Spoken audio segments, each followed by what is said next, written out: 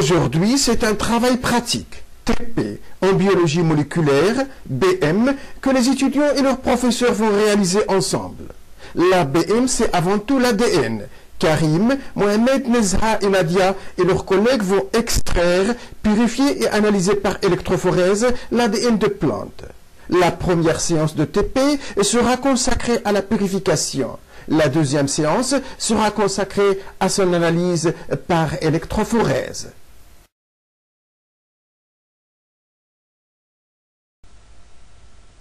Pour purifier et analyser l'ADN des plantes, nous allons adopter un protocole.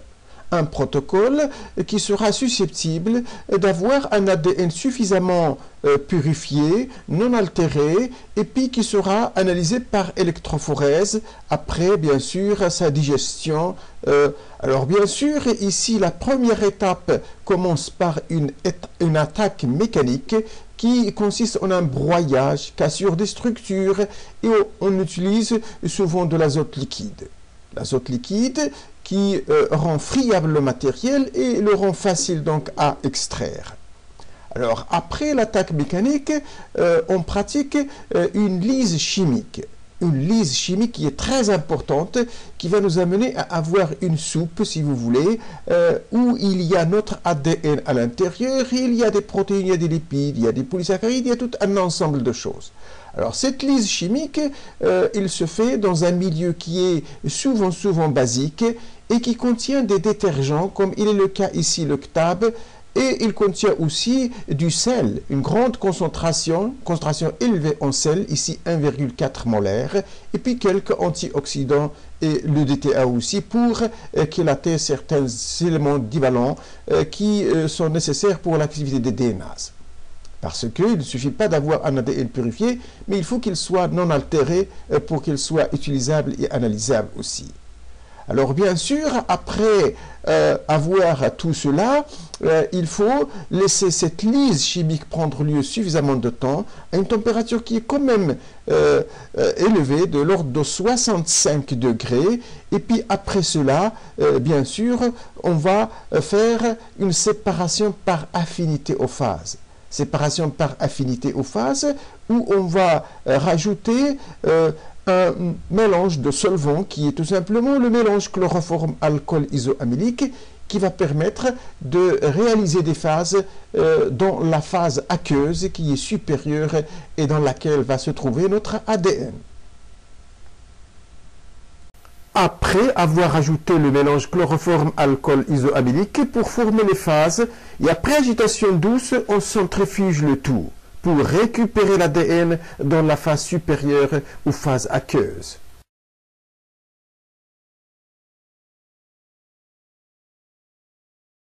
La phase supérieure aqueuse récupérée est tout de suite mise dans l'isopropanol pour la précipitation de l'ADN à moins 20 degrés Celsius.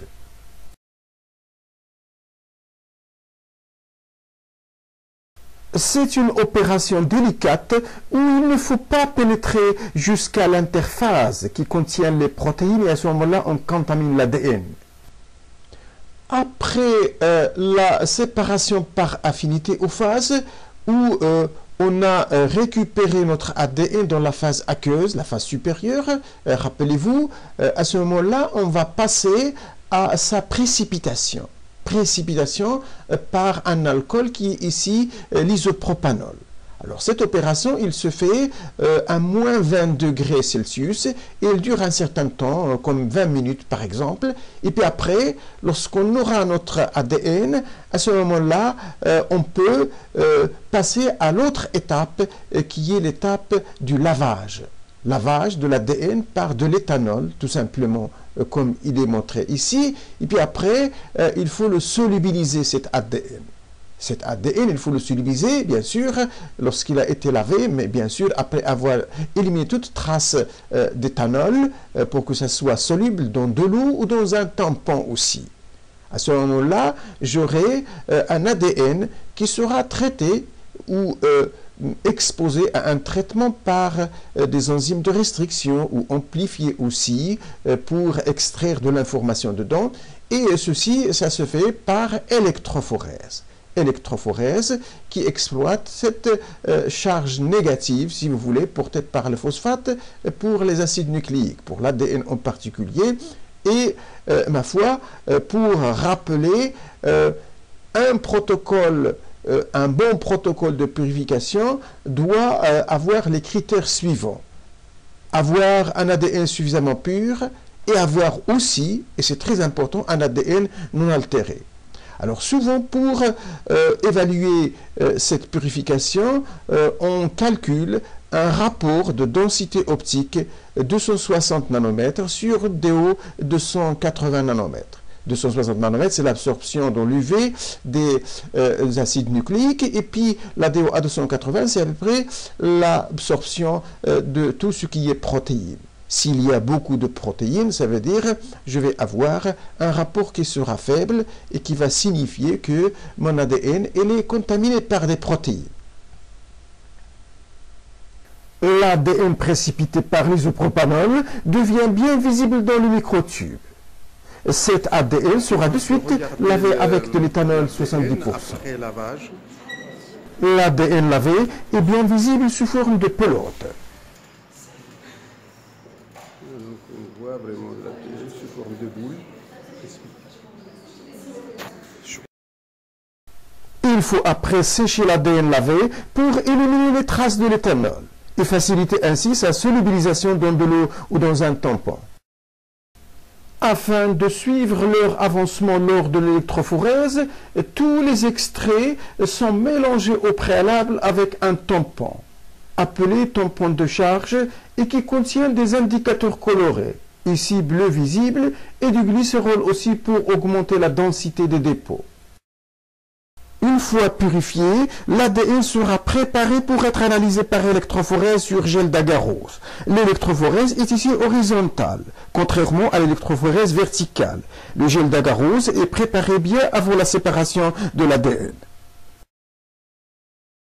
Une quantité d'agarose est pesée pour faire un gel de 0,8%, puis chauffé jusqu'à fission, et laisser refroidir et couler ensuite dans un moule horizontal pour faire un gel d'environ 3 à 4 mm d'épaisseur, et où on placera des pelles qui, lorsqu'elles sont retirées, laissent des pies qui serviront pour le dépôt des extraits d'ADN.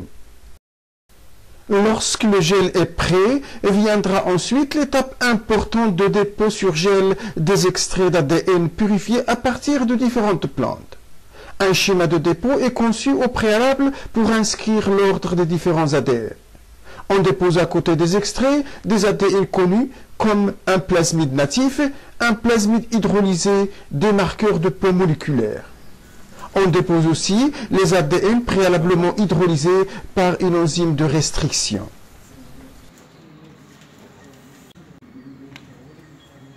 À l'intérieur, il y a le puits, hein, c'est ça, c'est bien. Allez, je suis sûr que vous allez réussir. Ah. Le tout à l'intérieur, et puis après, lorsque tout est rentré, je me retire. Voilà, c'est bien. Tout est... Appuyez, appuyez. Voilà, c'est bien. C'est bon, c'est bon. Le dépôt des extraits est une opération qui semble difficile pour les étudiants. Allez-y au suivant.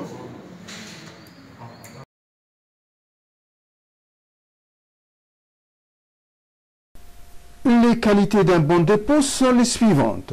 Échantillon totalement contenu dans le puits, pas de débordement, pas de bulles, pas de puits percé. Afin de suivre l'avancement de l'électrophorèse, tous les extraits étaient mélangés au préalable avec un tampon contenant des indicateurs colorés, ici bleu visible, et du glycérol aussi pour augmenter la densité des dépôts. Pour rappel, ces gels sur lesquels on dépose l'ADN contiennent aussi un produit chimique de révélation de l'ADN appelé bromure d'éthidium, ou BET. En s'intercalant au niveau des bases nucléosidiques, le BET permet de localiser l'ADN une fois le gel est exposé aux rayons ultraviolets, UV. La révélation de l'ADN par le bromure d'éthidium met ici une séparation sur chaîne d'agarose 0,8%, permet de visualiser quand même des fragments d'ADN qui jouent le rôle de marqueur ici sur cette piste.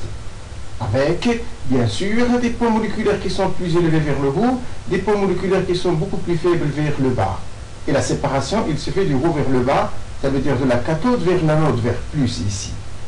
Alors il faut rappeler que ici, ce sont des extraits d'ADN qui ont été traités avec une enzyme de restriction qui est HINT3, mais en absence d'une RNase. Ici, l'inverse, c'est le même traitement HINT3, mais en présence d'une RNase.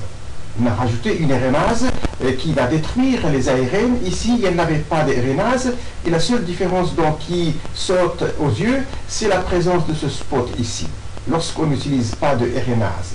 Et ce spot, ça ne peut correspondre que de l'ARN à l'ARN. ARN qui montre que c'est un contaminant ici pour nos extraits purifiés d'ADN. Alors, évidemment, à côté, on peut voir quelques bandes pour certains extraits d'ADN, mais en majorité, on voit qu'il y a surtout le voile, le smear, la traînée, vraiment qui est visualisée avec le bromure d'éthidium. Enfin, viendra l'exploitation des résultats. La première des choses à faire avec l'électrophotogramme, c'est tracer la courbe des poids moléculaires sur un papier semi-log. Poids moléculaires, log des poids moléculaires en fonction de la distance parcourue par les bandes. Ceci permet évidemment de déterminer les tailles des différentes ADN.